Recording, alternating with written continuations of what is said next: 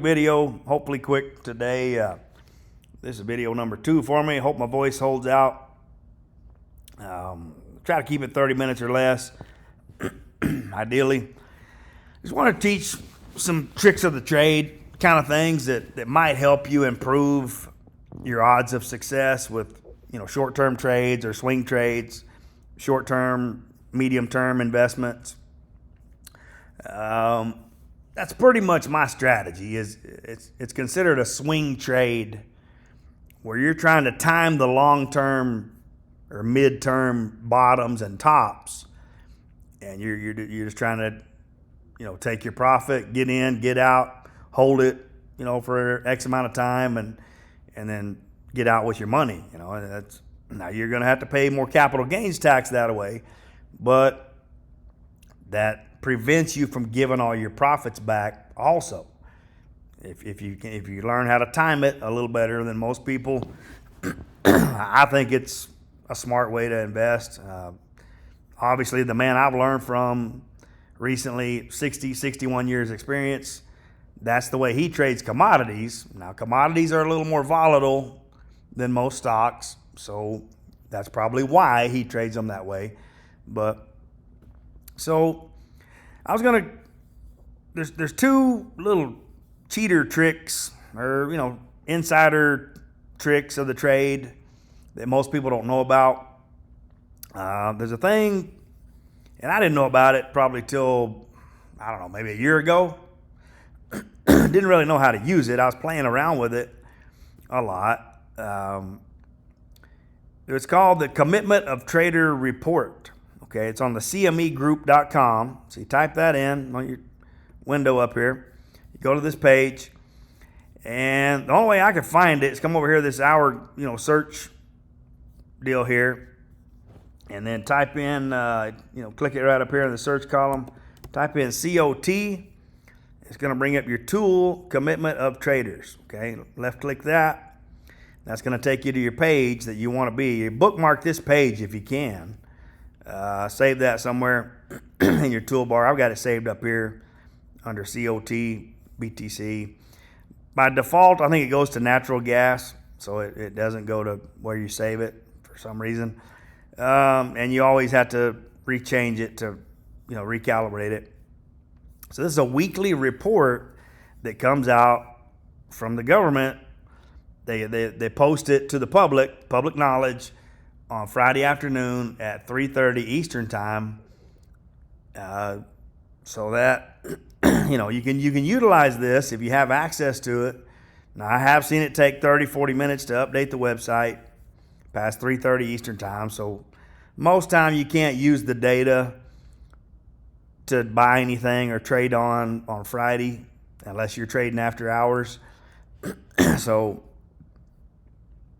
one of the big things I like to use it for is crypto. You have futures now on Bitcoin and Ethereum. So I'll go here. I select my crypto indexes. You got Bitcoin. It brings it up. You click on the table button, and you're looking for your dealers. That's your big money, most likely your exchanges or your whales or whatever you want to call them, your multi-billionaires or whatever. You're watching that, and you're watching the non-reportable mostly. You can watch the blue. You can watch your asset managers also. That would be your hedge funds, most likely. So ideally, you want to bet with the smart money. You want to bet with the dealers. Okay? If you're betting with the public, most likely you're going to be wrong. Now, there's some instances, like with live cattle, my mentor says the non-reportable, the small speculator, is right a lot of the time, and they bet with the commercial money a lot of the time, a high percentage of the time. So ideally, in a perfect setup, you'd want to see the dealers increasing their long position right here. A triple digit, double digit is really significant usually. Now, sometimes they have to do that because the public is selling. So you want to see, all right, where's the selling coming from? This other reportable, they reduced their longs by 82% last week. So that could be a big chunk of this, because the dealers have to take the other side of the bet when the small to medium speculator is betting against Bitcoin or whatever asset you're looking at. So if the public is going short and they're hoping it goes down, the dealers have to be long and bet that it's going up. They have to take the other side of the bet. So that's why a lot of times you'll see this. But also, if you'll watch the accumulation, it'll give you a heads up and kind of give you an idea of which way the wind's blowing. So if you look at the dealer, click this dealer button right here. On a laptop, it's easier to use. A cell phone, you have to turn your phone sideways to get this histogram chart, and then you'd have to select the view. I think there's a view button up here on the cell phone. You got to select dealer off of that up here on this part. But so what you're really looking for is net position right here. This yellow line. So as you can see, Bitcoin. The dealers, the big money, they were selling up until about November, December of last year. And then they started accumulating big time. They sold off a little bit coming into January. But then they had a big accumulation last week of 115%. Now, that doesn't mean Bitcoin's going back to record highs on just a 1 week. You can't really use just a 1 week, report. Ideally, I'd say you need 2 to 3 weeks report. If you don't have access to Larry Williams indicators on Symbolic or on NinjaTrader or TradeStation, that's the ideal way to see what's going on. So I might just keep that in mind. But well, one little trick I learned is for stocks, you want to select equity indexes and then U.S. indexes, I believe.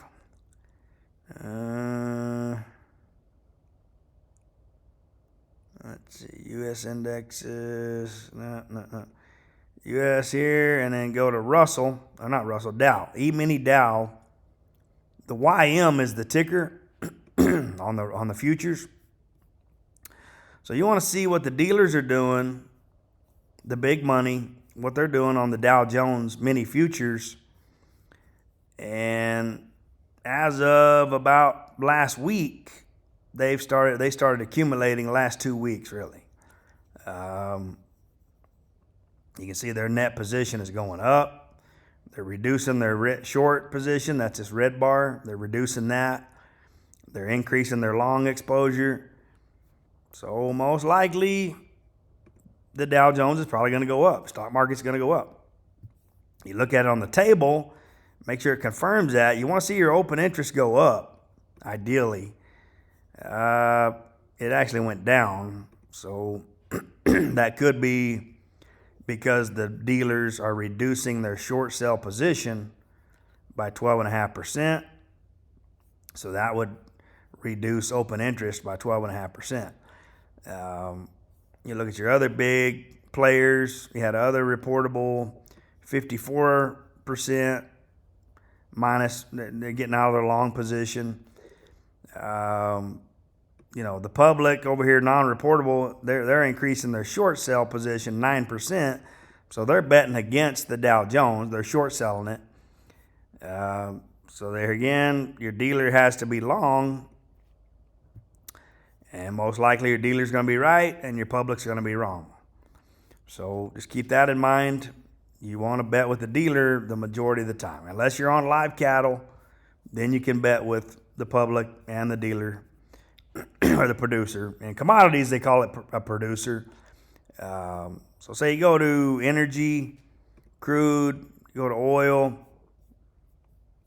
Here again, your producer is net long.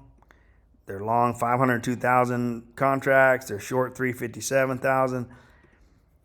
So they're net long. So most likely oil is going to go up for a while. So you look at the public, which is usually wrong. They're net long also, but they're not increasing by as much, and they're decreasing their shorts. You look at the swap dealer, they're mostly net short, 377,000 short. You had a big increase here from managed money, 12% short increase. Other reportable, you had 9% exposure long. So it's kind of confusing. I think to simplify it, if you go to your producer page and just watch your net position, you can see they've been accumulating since at least October. It hadn't went straight up, but pretty much up. So, and you come, if you have access to Symbolic, you can come over here, pull up your oil futures. CL_1 is the continuous contract. If you want to look that up, you just type in CL right here. Look for your little play button right here. It says crude oil, West Texas. Most likely March 24 is your most prevalent contract. That's where most of your volume is going to be. So you pull it up on a weekly chart. You had money flow right here in the buy zone on Williams money flow indicator. That is usually a really good indicator. Your will val, I've got it measuring against gold. That's how Larry says to do it. It was oversold, at a really good value compared to gold in this zone right here. And then you do your Williams COT, that's your commitment to trader commercial index. That's your big money. And ideally, when that gets above 74, 75, like it did over here, they're accumulating and starting to buy in. So that's when, especially if you see a good setup on a weekly chart, that's when you'd want to go to your daily chart and start looking for a buy signal. Ideally, probably somewhere around December 10th, the week of December 10th. Let's see, where's December 10th at? December, probably over here. It's December 13th, 12th, 11th. Yeah, here's December 10th, 8th right here. So this week, the December 11th, I guess, was Monday. You got your first green price bar on December 13th. That's a pretty decent time to buy in, if you have decent volume behind it or decent price action. You had some support right in this zone, but so that would have been probably my best case, December 13th. I missed it. I didn't play it. And I'll try to make a video on how to set up Symbolic, how to use it the best you can. But just keep that in mind on the Commitment of Traders report. I try to watch it every Friday, or at least every Saturday morning. Larry's Indicators update Saturday morning on Symbolic and TradeStation and NinjaTrader. We can use it to analyze the markets on commodities at least. And so I don't know why it doesn't work on the Dow Jones futures. I can't get the Commitment of Trader index to work on Dow Jones futures. I don't know why, but that bugs me to no end. But is what it is. I can pull Bitcoin. It'll pull Bitcoin futures. And if you notice, that's daily. You really want a weekly for your setup. You can see on your COT index the big money selling on Bitcoin. So you cross below your 74 line, 75, 74, and that is a sell signal. So most likely you're going to come down, I think, another 6-7 weeks, most likely to the top of the cloud. on Bitcoin. I'm guessing somewhere around 30,000, 30,500. Could be wrong. I don't know. I mean, it's all a guesstimation. That's my theory. That's my thesis for Bitcoin is mostly down for the next 6-7 weeks. So keep that in mind. And then another way to kind of tell, so say, I don't know, say you go to FinViz or something, just for the day, and you're just looking for something to trade or short-term invest. There's one way you could do insider traders.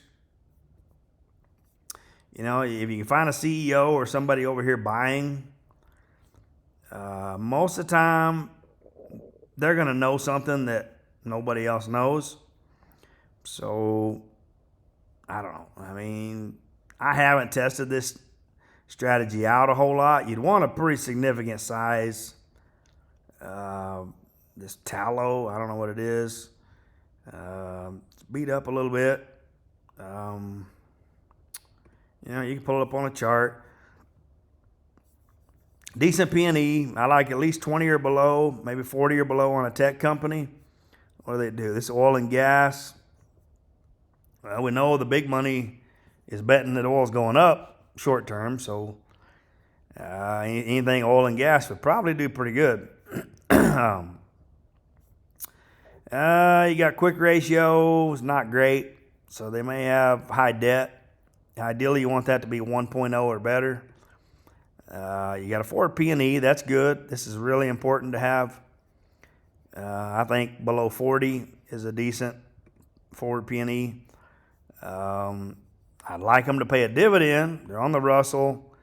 They're a $1.6 billion company. They got 436 employees. That's not a lot. So they're not a big company.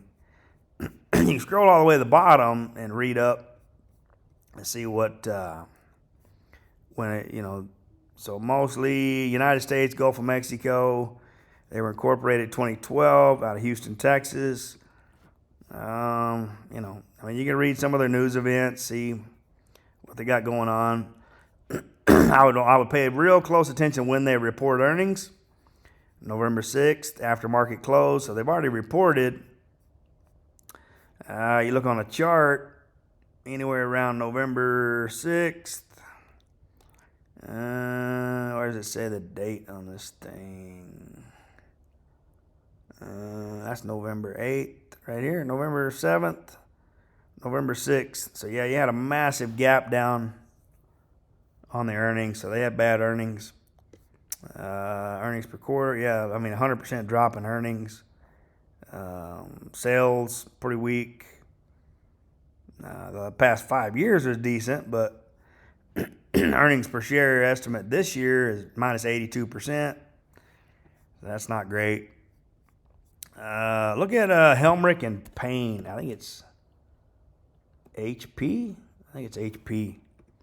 They're a good oil and gas drilling equipment provider. You can see they've been rallying since January 17th, looks like. If you highlight it, you can see the date over here. They updated their chart thing where you can actually use it a little bit. You're broken out above your trend line. Now, you didn't have your down close before your breakout, but ideally that's a pretty good sign. You broke out, you retested the next day, and now today you're blowing up. Not huge. 1.5%. But at least they report earnings January 29th. So I'll be careful on that. That's coming right up. Last quarter, they had an 80% increase, though, which is really good on their earnings. Quarter over quarter, like Q over Q, quarter over quarter. So, keep that in mind. Just little things to look at. 6,200 employees is good. Good P&E, good forward, good ratio. So they shouldn't be filing bankruptcy overnight on us. RSI is decent, 57. Ideally, I'd like to see that above 60 if it was booming. But in a down market, or sideways market, is So a quick way to tell what the big money is doing on this, you go over to Google, type in Goldman Sachs 13F, as in Frank, 13F, search. I like this Fintel company. I like the way they do it. Bring it up and select their most current 13F, which was September 30th of 2023. Click on that. It may take a little while to load it, especially on a cell phone. But if you want to, you can sort them by percent change. This fourth column over will tell you which ones they're buying and selling the most of. They've increased their percentage. Now, ignore the put calls. Anywhere it says put or call on it, that's options, so they're hedging their bet most time. So you want to look for stuff like this one doesn't have a put or call with it, this PACW. They increased 3,000% on that one. That's probably a pretty decent one to buy. I mean, you can literally see what the big money was doing. Now, this is over 90 days old, so you're a little late to the party, so you may have missed half the trade. You could pull up a chart, see what PACW is doing. I don't doubt it's probably doing pretty good. If they increase 3,000%, wait a minute,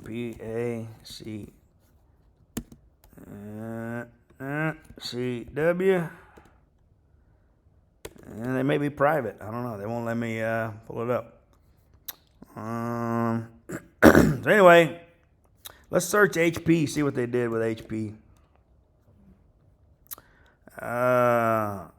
Hit enter. Sometimes it's not going to pull anything. I mean, so it's going to pull everything with the letter HP in it. Here we go. Helmerich and Payne right there. Sometimes it's better to search the whole company name, and that way it won't pull up every ticker symbol with the letter HP in it. So they increased by 76% on their exposure to Helmerich and Payne. So that tells you Goldman Sachs is betting this thing goes up. So you look at a chart of it, let's pull it up, see what it looks like. They put it on a watch list, start watching it. Okay, so 4 hours blowing out. Daily, you're on a 5 count. Weekly, it's been beaten up pretty good. You're coming off a 9 plus, 9, 10, 11. You're on a price bar flip. That looks really good to me. I bet this thing pays a dividend too. I'm almost certain it does, but let me verify that. It pays 3.9% dividend. It's not bad. It's not, not great for an oil company, but it's decent. It's decent money. So your daily's on a 5. Most likely it's going to bounce its head against the bottom of this cloud around this 36.97 zone. Could pull back to this buy zone. I'm using the order block thing on here. Put it on Heikin-Ashi. So this is showing buyers around this 33 to 32 zone. Showing sellers right up here around the cloud. That's Ichimoku cloud setting right here. If you want to search for that, hit your settings. Type in Ichimoku cloud. Star it. Put it in your favorites. Left click it. That'll add it to your chart. And if you want to, you can change your colors if you want or whatever. But just going off of that, you're coming into a sell zone. So I probably wouldn't be a buyer today. Ideally, I'd like to wait maybe 4 or 5 more bars, let it bounce up here, pull back to here. Most likely, I'd be a buyer down here in this 32 to 33 zone.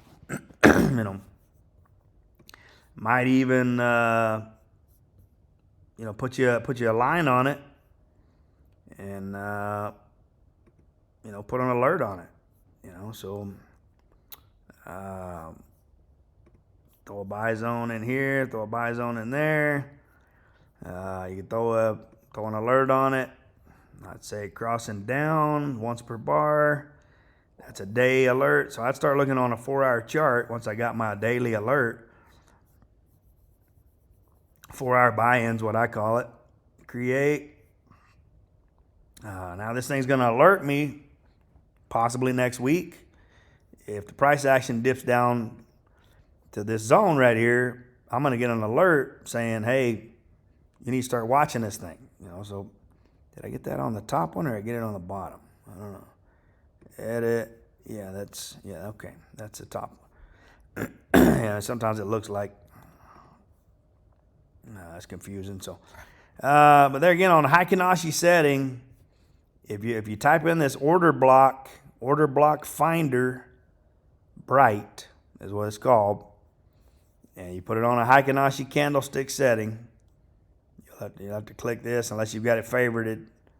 Heikin-Ashi candlestick setting, especially on a 4-hour or a daily. A lot of times it will show you where your buyers and sellers are, where the big orders are. You've got a bullish order block right here, buy signal. So it's probably going to go up to at least the cloud area. You could even get this 37 and a quarter out of it if you're already in it, which I'm not. So ideally you want to buy pullbacks when it sells off and buy support.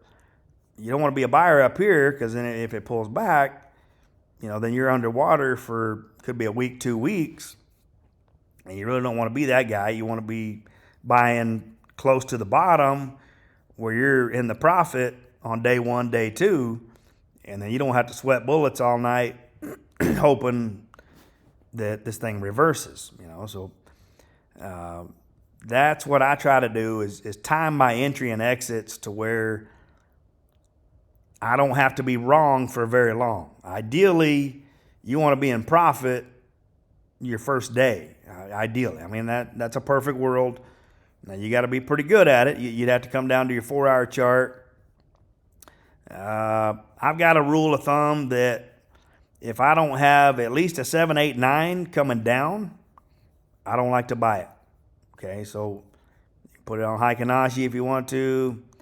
Let me turn some of this stuff off so it gets a little cluttered after a while. But so if I don't at least have a 7 or 8 count coming down, I don't want to buy it. Because most of the time you're going to get bit.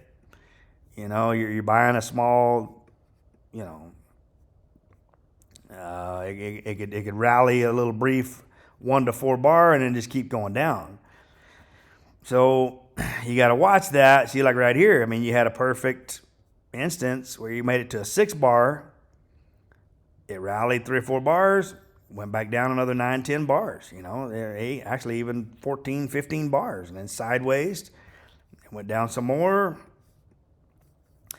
That's why I think the system works better if you'll get it on a weekly chart. If you get this 9 weeks down, 9 to 13 weeks, if you see that, most of your trades will work a lot better on a daily or a short-term basis like it did right here. You got 5 days to rally out of this thing. You could have made some decent money already. I don't know how much, but probably not anywhere near crypto money, but you could have made 10% in 4 to 5 days. That's not bad. That's a nice little base hit. That's maybe stretch it into a double or triple, for baseball terms. But I just started noticing your setups on your day chart work a lot better if you get the weekly setup first. Okay, and like right here, this is prime, like filet mignon on your plate. That is Kobe beef right there. When you see your price bar flip, your first bar up for the whole week, and it's not selling off, most likely that's going to continue pretty strong, I'm guessing. Could be wrong. Like you say, you could bounce here, pull back, touch this next week, and then shoot back up, most likely. Who knows? They could just explode. Most time, I've noticed on a weekly chart, probably next week will be another weekly up, maybe even touch top of the bottom of this cloud. Could be right here in this 38.75 zone. And then bar 3 a lot of times will pull back a little. It'll retest maybe about half what it accumulated. So, you can measure that to the cloud. That'd be 16% move. So say it pulls back 8%. Cut that in half. You can measure from the bottom of your cloud down 8%. And you could anticipate, somewhere in this zone, somewhere in the 35, 34 zone, 30, 35 and a half.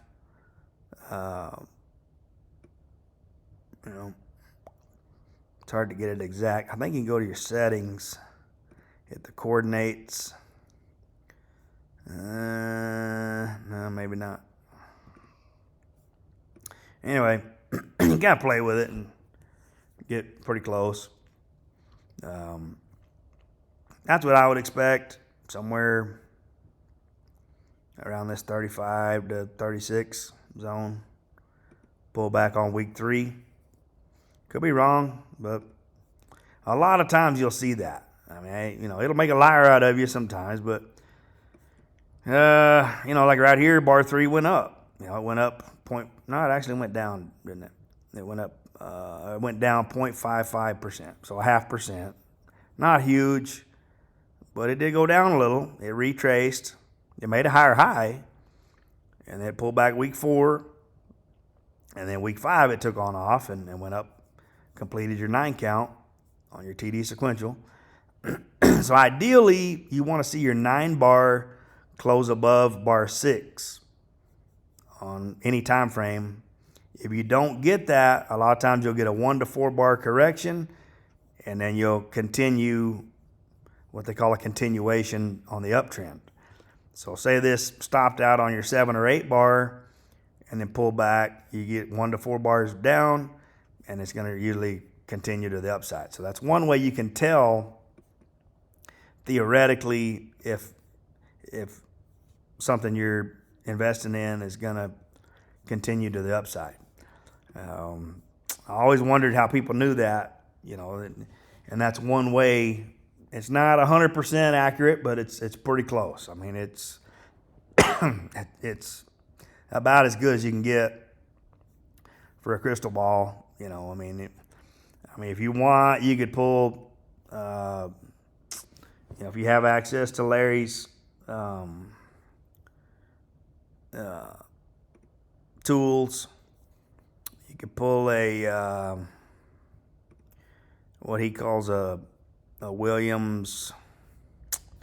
You can put a seasonal and a cycle on it. For weekly, your seasonal works fairly good.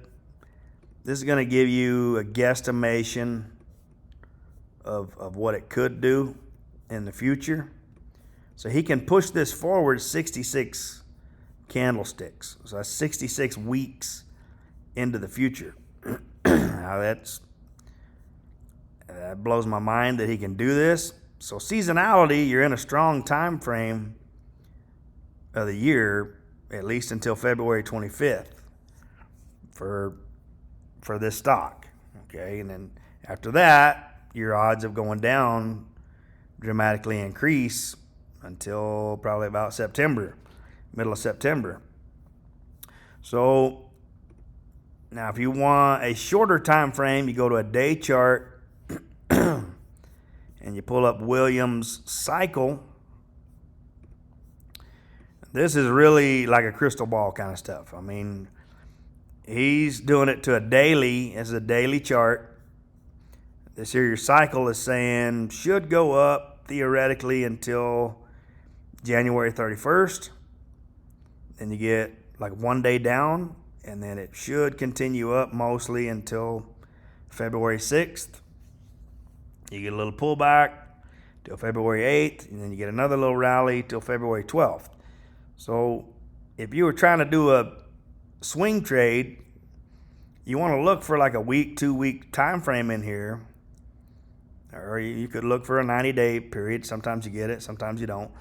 But right in here, about January 12th, you had a pretty good sweet spot where it looked mostly up until about February 12th. So there's your 30-day period mostly up on your price action, and you see it pretty much nailed it. I mean, you didn't get the exact bottom, but you could have got pretty close. It's just another tool in the toolbox. It's not perfect. It doesn't work 100% of the time, but once you know how to use it and you know how to read it, after February 12th, you might not want to be invested in this, unless you're just going to hold long term. But my theory is, being an election year, they're probably going to push oil prices down to try to get a hold of inflation. From what I've heard, there's a theory, even based on the incumbent president getting reelected, and it's highly correlated to the price of gas prices at the pump close to election day. So it's so, and I'm sure the best of the best know that. I'm sure all of his advisors know that. So it is what it is. But so just kind of keep an eye on that. There's a little trade set up there. You could trade it, but this is kind of what I call being late to the party. If you're already on a 5 count on a day chart, you missed the easy money coming off this, -9 to 13. That's the easy money right there. If you'd have bought in anywhere around this 13, that's the easy money. So, it is what it is. You can see it worked over here off this 13. You got a pretty decent rally. It went down again, but you got a decent rally off of it. So it does respect the 13s pretty well. Some of these, I've got this setting kind of weird. Normally I don't use this kind of setting, but I don't know what I use normally, but maybe throw it on a money flow or something. So I like, you got propulsion and you got sequential on this TD sequential. Look at HP on it. You want the CBO BZX. That's your current price action off of this. So it's gonna be the same chart. You just get a little different count with that kind of setting. A little less aggressive or passive count on it. Your pinch punch, it's not above 60 yet, so that indicates you could still go higher. Ideally, you'd want a weekly for that. Like, so you get your 40 over here. That's a pretty good indication you've reached a bottom short term. You nailed that. Nailed the bottom right here. If you get a 60, if you get a high up count and you get a 60 off of this 9, you'd want to take profit. That's what I try to do. So we're keeping an eye on that. If you look at the pinch punch on Bitcoin, it's at like a 70 something. What is it? I think it's a 70.